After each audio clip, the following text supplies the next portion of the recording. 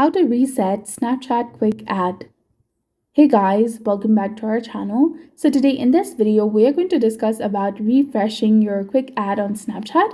So first of all, in order to do this and find new people on Snapchat, there is an easier way to do it than from the chat screen.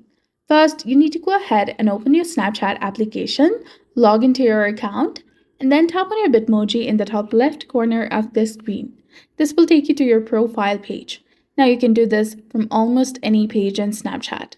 Scroll down to the friends section and you will see two different options of add friends and my friends.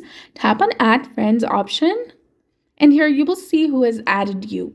So you can scroll down further to find your quick add list as well.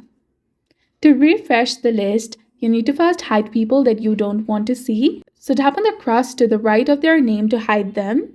And then to refresh the page or list, you can place your finger at the top of the screen and drag down and then release it. The page will reload with a new list of people. You can repeat this as many times as you like. So that's it. Refreshing quick ad is easier from the add friends page.